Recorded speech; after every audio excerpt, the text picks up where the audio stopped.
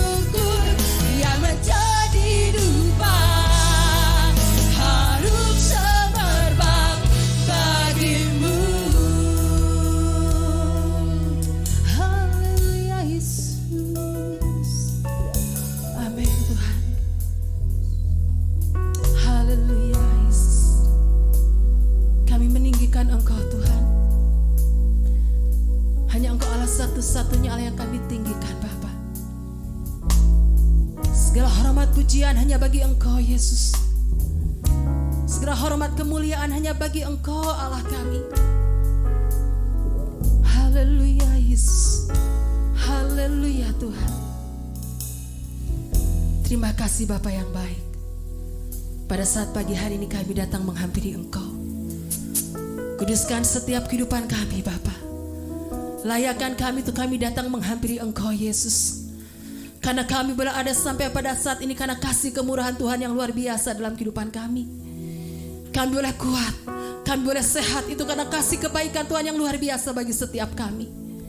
Karena itu Bapa, pada saat pagi hari ini kami datang membawa hati kami. Kami membawa setiap kehidupan kami ke dalam tangan kuasa-Mu Bapa. Karena kami yakin dan percaya Yesus Tuhan jawaban satu-satunya dalam kehidupan kami. Yesus Tuhan satu-satunya jaminan bagi setiap kehidupan kami Bapa. Karena itu Bapa, kuduskan setiap kehidupan kami. Layakkan kami Tuhan. Untuk kami datang memuji memuliakan Engkau. Untuk kami membawa segala ucapan syukur kami lewat pujian penyembahan kami kepadamu. Dan biarlah itu menjadi dupa yang berbau harum di hadapan Engkau. Terima kasih Bapa. Urapi senantiasa kami dengan urapan-Mu. Karena sungguh Tuhan, kami memerlukan urapan-Mu dalam kehidupan kami. Terima kasih Bapa, kami menyerahkan ibadah kami dari awal pertengahan sampai akhirnya ke dalam tangan kuasa Tuhan. Hadirlah di tempat ini Bapa, hadirlah di rumah kami masing-masing. Karena kuasa Tuhan luar biasa nyata bagi kami. Terima kasih Bapa, hanya di dalam nama Tuhan Yesus Kristus kami sudah berdoa dan mengucap syukur. Yang percaya katakan amin. Puji Tuhan. Kita yakin dan percaya kasih Tuhan luar biasa bagi setiap kehidupan kita. Amin. Meskipun kita masih beribadah di rumah kita masing-masing, tapi tidak menghalangi kita untuk kuasa Tuhan bekerja dalam kehidupan kita. Tidak menghalangi kita untuk kita datang ke hadirat Tuhan. Karena kasih Tuhan, kuasa Tuhan, ya dan amin bagi setiap kehidupan kita. Mari pada saat ini kita datang memuji memuliakan nama Dia. Karena sudah sembah, pujian, kemuliaan hanya bagi Dia Allah satu-satunya. Haleluya.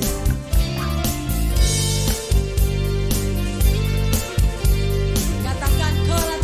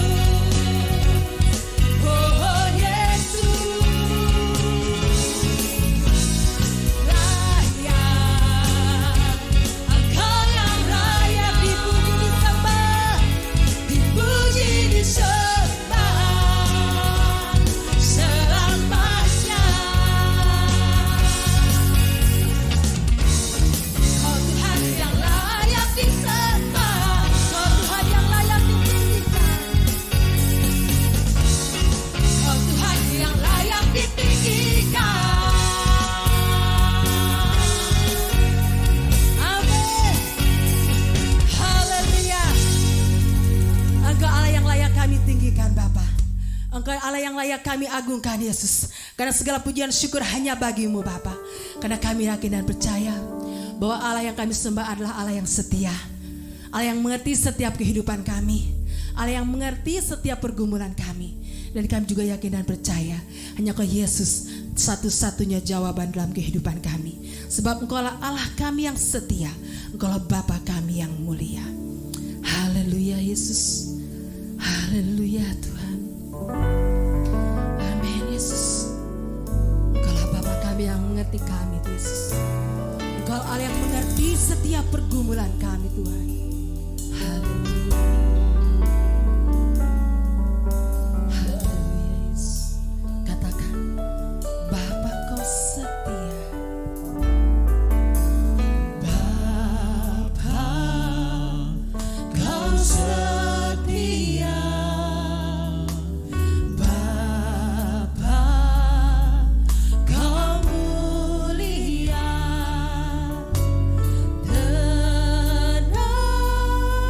Tenanglah jiwaku, aman bersamamu.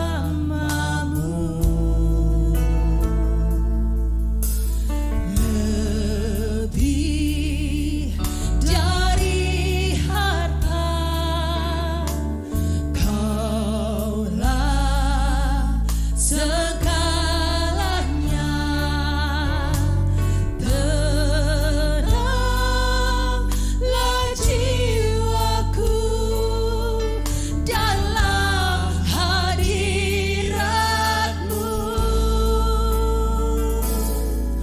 Kau tunjukkan kasih setiamu. Kau menyediakan yang ku perlu. Kau setia, Kau mulia, dulu, sekarang, dan selamanya. Kau tunjukkan kasih setiamu. Kau menyediakan yang ku perlu. Kau setia, Kau mulia, Bapa Kau setia. Amin Yesus. Engkaulah Bapa yang setia bagi kami Tuhan. Haleluya. Lebih dari Kaulah segalanya Yesus. Kaulah segalanya.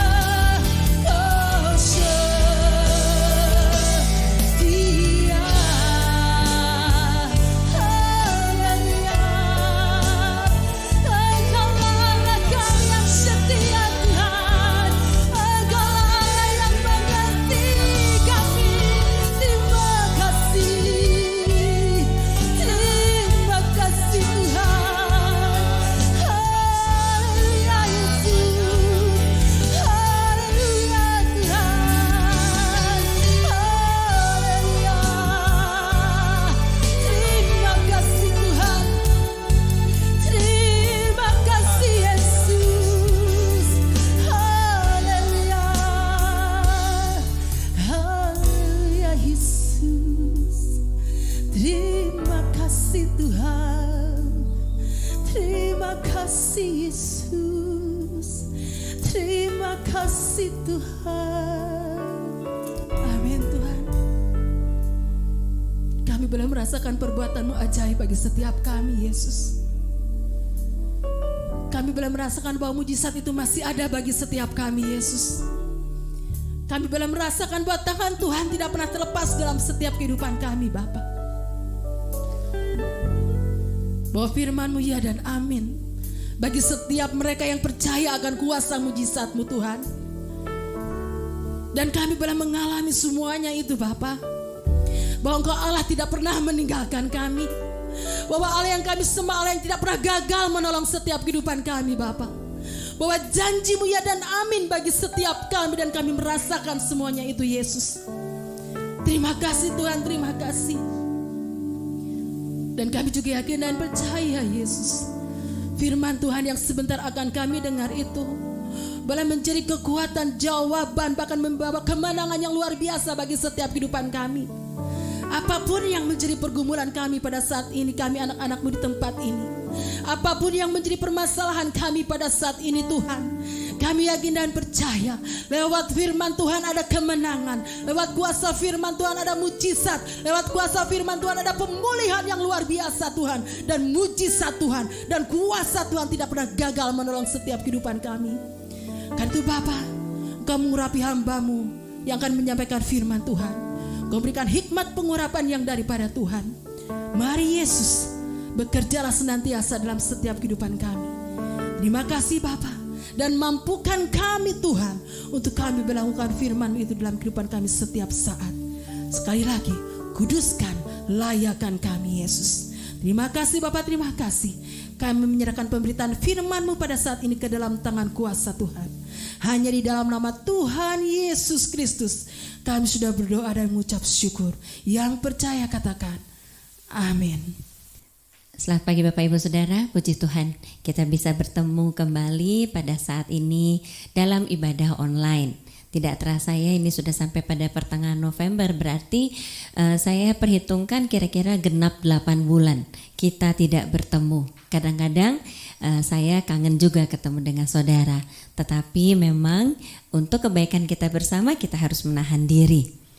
Dalam kehidupan kita seringkali kita perlu belajar dari pengalaman ya, baik itu pengalaman pribadi maupun pengalaman orang lain.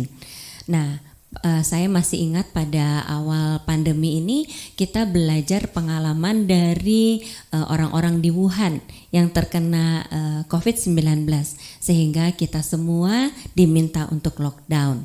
Bukan berarti kita takut pada pandemi, bukan, tetapi kita waspada dan kita mau taat, coba belajar dari pengalaman orang lain dan taat kepada Tuhan.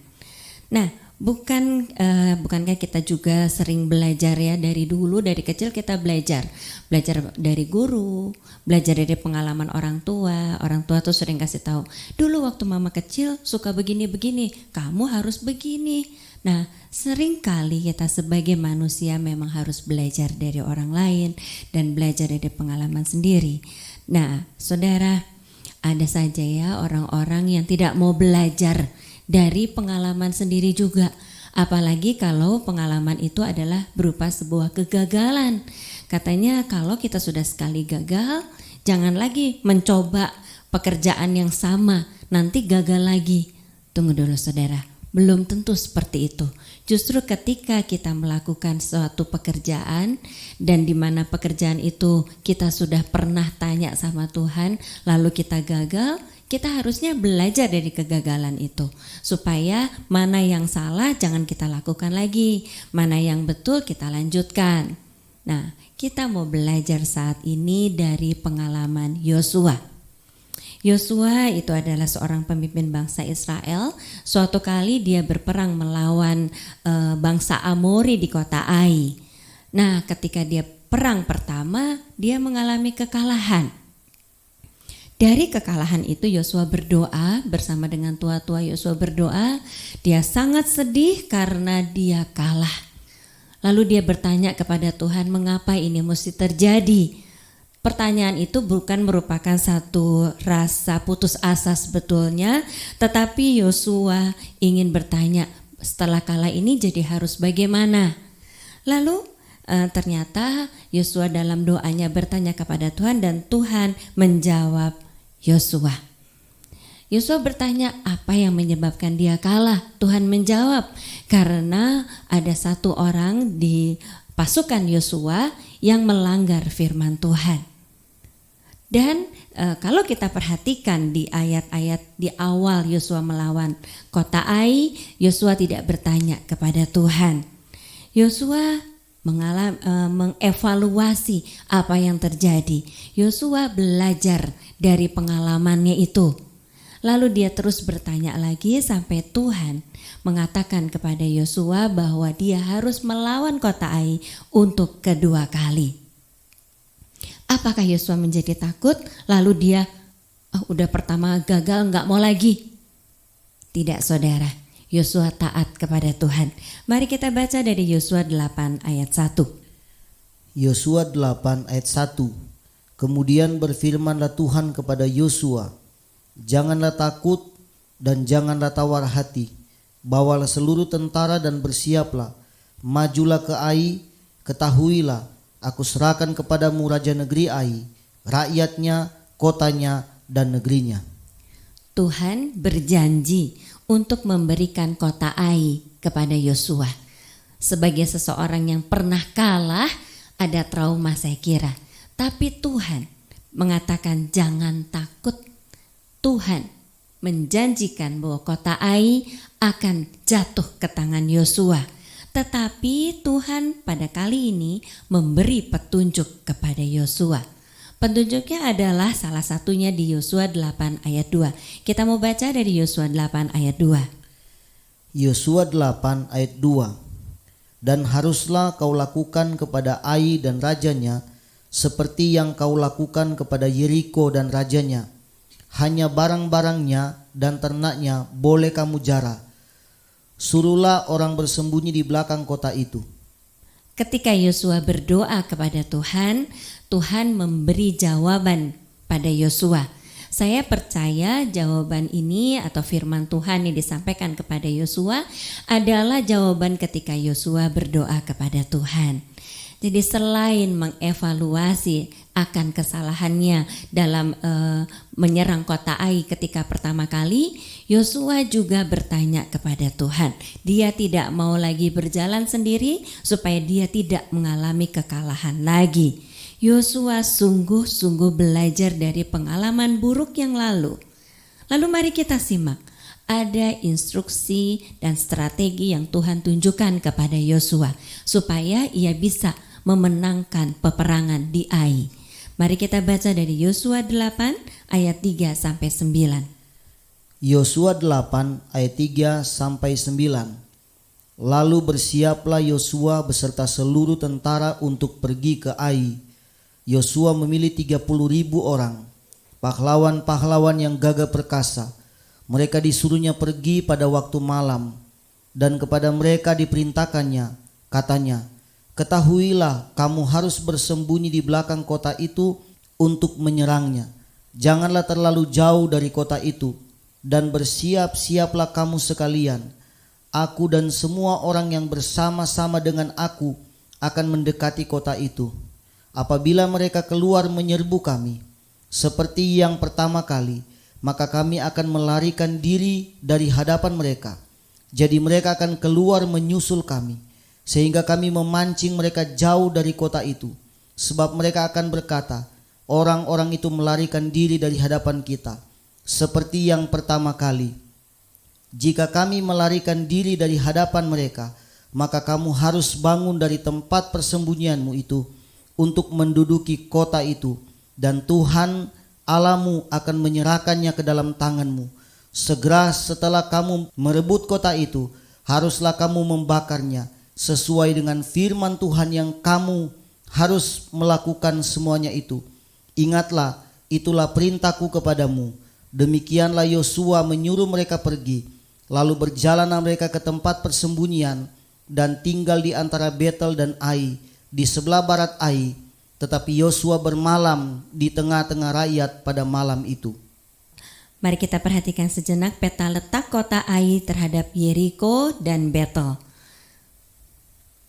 Saudara lihat letak kota Yeriko, yaitu di lingkaran biru. Yosua akan memasuki kota Ai. Kota Ai, saudara lihat di lingkaran merah. Dari arah Yeriko, Yosua akan memasuki kota Ai.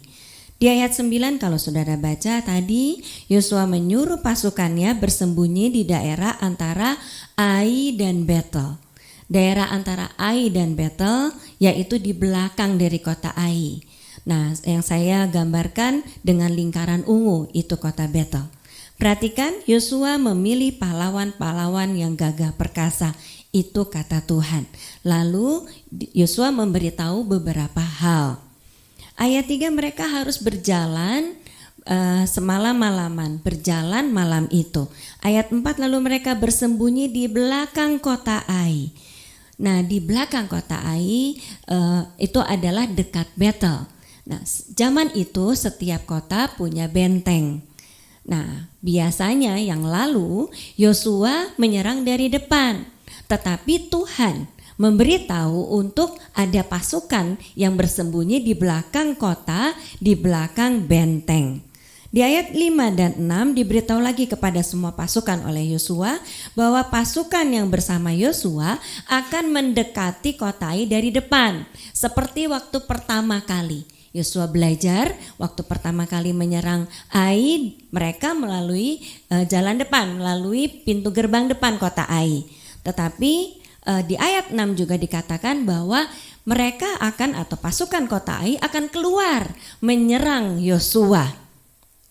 Seperti waktu pertama kali. Di sini juga Yosua memberi instruksi kepada pasukannya, mengingatkan belajar dari pengalaman yang dulu.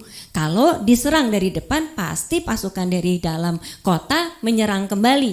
Nah, ketika pasukan dari dalam kota menyerang Yosua dan pasukan yang dari depan, Yosua harus lari. Yosua dan pasukannya harus lari, pura-pura lari. Nah, sehingga pasukan dari kota Ai menjauh dari kota. Pada saat itu nanti ada instruksi berikutnya. Nah, setelah Yosua menyampaikan strategi itu, Yosua bermalam bersama dengan rakyat atau dengan bangsa Israel. Sementara pasukan yang bersembunyi di belakang kota Ai mulai berjalan malam itu. Mengapa Yosua bermalam di situ? Dikatakan di Yosua 8 ayat 10 sampai 11. Yosua 8 ayat 10 dan 11. Keesokan harinya Yosua bangun pagi-pagi, lalu diperiksanyalah barisan bangsa itu, dan berjalanlah ia maju beserta para tua-tua orang Israel di depan bangsa itu ke Ai. Juga seluruh tentara yang bersama-sama dengan dia berjalan maju. Mereka maju mendekat, lalu sampai ke tentangan kota itu, kemudian berkemalah mereka di sebelah utara Ai, sehingga lembah itu ada di antara mereka dan Ai. Pagi-pagi, tadi dikatakan seperti itu ya, Yosua memeriksa barisannya. Yosua itu orang yang sangat mahir dalam berperang. Dari muda dia sudah menjadi pemimpin dalam peperangan. Dia mahir dalam berperang. Tetapi dia memeriksa barisan bangsa itu sebelum berperang. Sebelum melaksanakan rencananya, ia betul-betul memeriksa kembali apakah ada sesuatu di antara pasukannya. Mungkin adakah pasukannya yang sakit, adakah pasukannya yang kelihatannya malas, adakah pasukannya yang mungkin belum mengerti strategi dari apa yang Yosua instruksikan. Jadi sebagai orang yang sudah berpengalaman, dia tidak sombong. Lalu udah gak usah diperiksa, kalau pasukanku nanti kenapa-napa paling mati. Atau kalau pasukanku kenapa-napa kan ada aku kan jago perang. Tidak seperti itu. Yosua memeriksa kembali pasukannya sebelum berperang. Setelah itu Yosua maju beserta dengan tua-tua Israel. Maju beserta dengan tua-tua. Tua-tua Israel ini adalah penatua atau orang-orang yang mengawasi kelompok-kelompok kecil dari rakyat Israel. Penatua dan Yosua berjalan di depan. Itu artinya sebelum mulai berperang mereka berdoa. Mereka berdoa lalu sambil terus berdoa meminta tuntunan Tuhan supaya jalannya peperangan ini sesuai dengan waktu Tuhan, sesuai dengan pimpinan Tuhan. Para hamba Tuhan berjalan di depan. Itu adalah gambaran semua pasukan harusnya mengikuti hamba Tuhan yang bertanya kepada Tuhan. Mengikuti jalannya instruksi Tuhan, bukan mau-maunya sendiri. Lalu terjadilah seperti apa yang sudah Yosua katakan. Ketika Yosua berlari berbalik arah, jadi Yosua maju ke depan, lalu pasukan Ai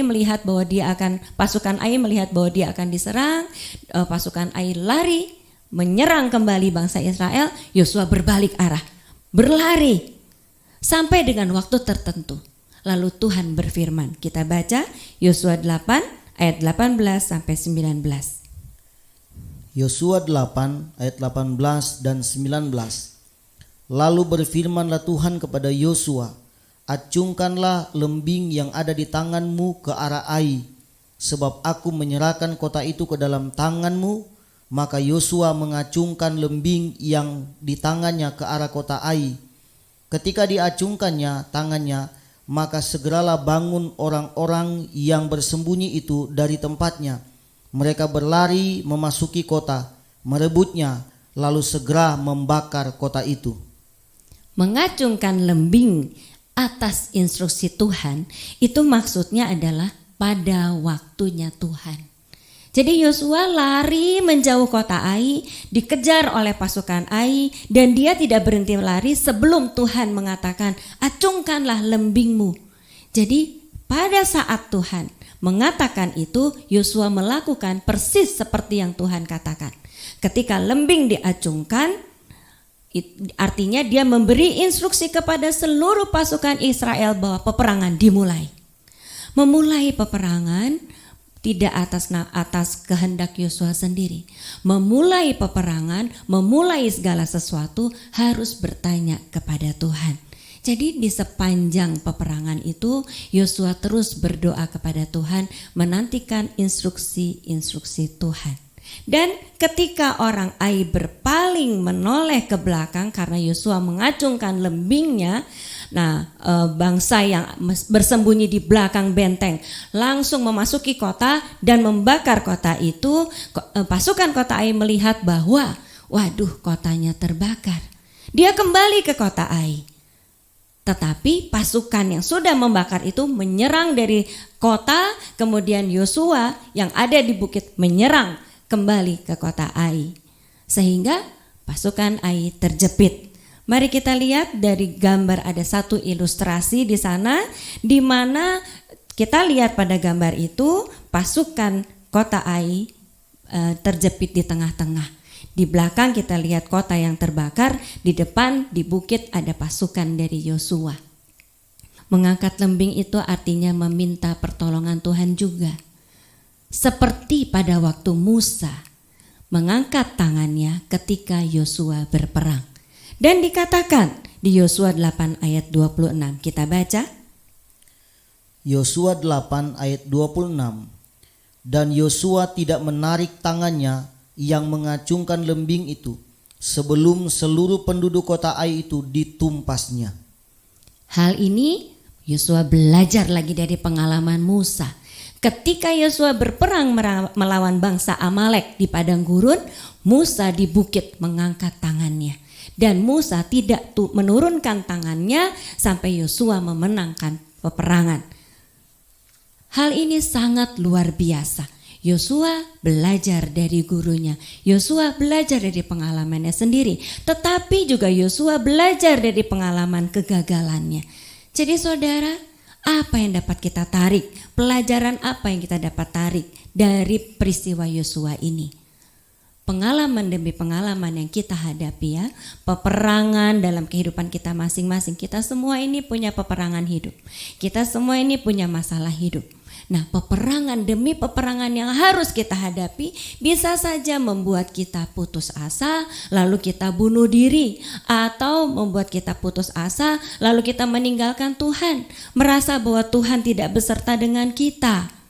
Kita tidak bisa lagi menguatkan hati kita dan menunggu waktu Tuhan. Bisa saja hal itu terjadi. Kita harus ingat pelajaran dari Yosua. Saya mengatakan ini adalah satu kategori bunuh diri. Kenapa? Kalau kita membunuh diri kita sendiri itu pasti melanggar firman Tuhan ya. Sudah pasti akhirnya maut. Kalau kita meninggalkan Tuhan, kita berharap pada ilah lain, pada kekuatan lain dan meninggalkan Tuhan, sama berakhir dengan maut. Jadi saudara, jangan lakukan hal-hal yang seperti itu. Belajar dari Yosua, pertama dia dengar-dengaran firman Tuhan ketika dia masih muda, dia dengar-dengaran nasihat Musa sehingga dia menang berperang.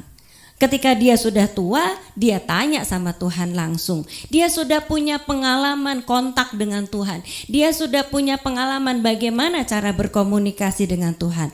Lalu dia konfirmasi ulang kepada Tuhan. Apakah betul strategi ini dengan apa? Dia memeriksa pasukannya, dia terus berjalan di depan bersama dengan hamba-hamba Tuhan. Itu sambil berdoa, tanya kapan waktunya Tuhan kita mulai berperang. Ketika Tuhan mengatakan sekarang waktunya angkat lembingmu, itu adalah waktu Tuhan, lakukan. Jangan menunda karena waktu Tuhan adalah yang paling tepat. Setelah itu dalam merencanakan rencana yang sudah Tuhan tunjukkan kepada kita, kita harus terus berjalan bersama dengan Tuhan. Jangan kemauan kita, ingat, jangan kemauan kita yang dijalankan, tetapi kemauan Tuhan. Dalam segala perkara, bukan cuma dalam hal pandemi ya, dalam segala perkara mari kita ini lakukan apa yang Tuhan suruh. Nah, misalnya dalam mencari pekerjaan, pada pandemi ini masalah demi masalah atau peperangan demi peperangan harus dihadapi oleh anak-anak Tuhan. Tidak sedikit anak-anak Tuhan yang mengalami kehilangan pekerjaan. Satu kali seorang yang biasanya menjadi penterjemah di seminar, penterjemah di ibadah onsite, itu kehilangan pekerjaan. Tentu saja karena tidak ada lagi seminar onsite, tidak ada lagi seminar khotbah onsite, tetapi dia berdoa kepada Tuhan, lalu Tuhan menunjukkan waktunya dia untuk menjadi guru bahasa Inggris online. Lalu juga sales obat ya. Pada pandemi ini obat-obatan umum sudah jarang, atau maksudnya pasarnya menurun. Hanya beberapa vitamin-vitamin atau suplemen saja yang pasarnya naik. Dia tidak putus asa. Dia berdoa, lalu dia bertanya kepada Tuhan. Akhirnya dia menjadi sales atau dia menjadi eksportir APD. Luar biasa, Tuhan membukakan jalan-jalannya. Saya juga selama pandemi ini ada banyak hal yang harus saya pelajari saudara. Ada banyak hal yang harus saya ubah. Misalnya menggembalakan secara online. Belum pernah saya menggembalakan secara online. Saya berusaha atau coba ya cari tahu ada seminar hamba-hamba Tuhan senior-senior yang di luar negeri yang dia menyampaikan caranya menggembalakan secara online. Dia sudah lebih dulu menjalankan itu. Saya belajar kepada hamba-hamba Tuhan itu. Belum tuntas bagaimana cara menjadi gembala pandemi. Gembala onsite aja susah, sekarang gembala online. Tapi luar biasa Tuhan, ketika kita mau berperang melawan pandemi ini dengan cara Tuhan, melayani Tuhan di dalam pandemi ini dengan cara Tuhan, Tuhan kirimkan anak-anak muda saudara. Anak-anak muda ini semua jauh-jauh lebih pandai dalam hal kameramen lah, editing, sound dan sebagainya. Saya tidak bisa, tapi saya belajar. Sistemnya secara garis besar saya belajar supaya saya tahu. Karena saya tahu ke depan ini ibadah kita akan berbeda dengan sebelum pandemi. Kalau seorang soundman misalnya yang biasa bikin mengoperasikan mixer secara onsite. Sekarang semua harus online. Dia tidak mau belajar, pasti dia akan tertinggal. Satu kali di tempat saya kuliah diadakan satu pertemuan onsite dan online. Karena saya sudah belajar dari gereja, saya katakan tidak bisa seperti itu, tidak bisa seperti cara lama. Lalu saya minta salah satu pelayan di gereja saya untuk membantu. Luar biasa. Orang-orang yang mendengarkan online mendengar seluruh ibadah itu, seluruh acara itu dengan lebih jelas dibanding orang-orang yang ada onsite pada saat itu. Saudara lihat, kita perlu belajar dari orang-orang lain. Karena itu dalam menghadapi peperangan-peperangan khususnya saat-saat sekarang, mari menambah waktu belajar dengan bersekutu dengan Tuhan. Berdoa secara pribadi, kenali bagaimana Tuhan berkomunikasi dengan saudara. Minta Roh Kudus yang menolong supaya saudara mengenal apa atau bagaimana suara Tuhan, sehingga saudara dapat melakukan segala sesuatu sesuai dengan rencana Tuhan. Jangan lupa juga buka hati saudara untuk mengerti waktu Tuhan.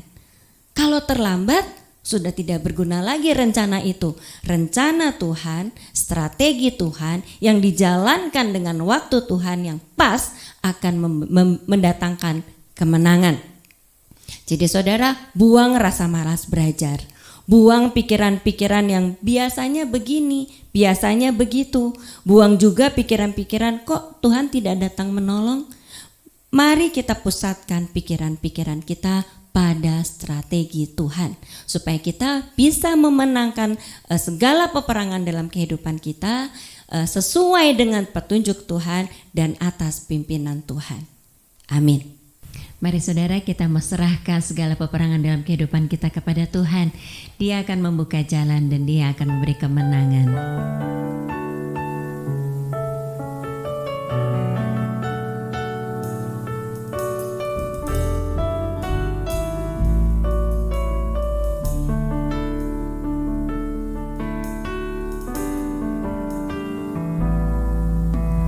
Engkau yang lebih tahu cara untuk membuka jalan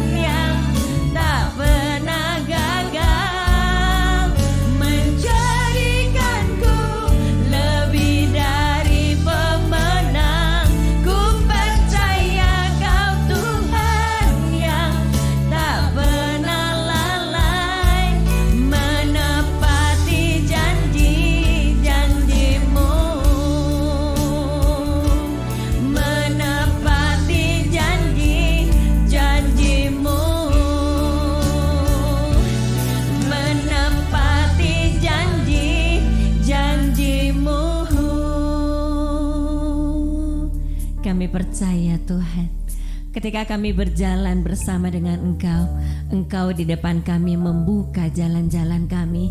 Karena itu kami akan menghadapi segala peperangan dalam kehidupan kami hanya bersama dengan Engkau. Karena kami tahu Engkau saja yang selalu menunjukkan jalan-jalan-Mu, dan Engkau yang akan memberi kemenangan di ujung sana nanti Tuhan. Terima kasih untuk firman-Mu Tuhan. Biarlah firman-Mu itu boleh menjadi rema bagi kehidupan kami semua. Dan saat ini Tuhan, kami berdoa untuk setiap anak-anak-Mu yang sudah melayani-Mu. Engkau sendiri yang memberkati dan Engkau membalas segala cinta kasih mereka dalam melayani-Mu. Engkau memberkati setiap anak-anak-Mu yang sudah ikut beribadah pada pagi hari ini juga. Engkau memberkati juga pemerintah kami Tuhan, dan Engkau yang menuntun pemerintah kami hari demi hari dalam terus menghadapi dan melawan pandemi COVID ini Tuhan. Kami juga berdoa Tuhan untuk anak-anak-Mu yang sudah memberikan persembahan pada pagi hari ini. Engkau yang memberkati dan Engkau yang menolong tangan-tangan yang mengelolanya. Terima kasih Tuhan Yesus, terima kasih. Dan saat ini saudara, mari kita bangkit berdiri dan kita mau terima berkat dari Tuhan. Kiranya kasih karunia, rahmat, dan damai sejahtera dari Allah Bapa dan dari Yesus Kristus dalam persekutuan Roh Kudus menyertai kita dalam kebenaran dan kasih dari sekarang sampai selama-lamanya. Haleluya.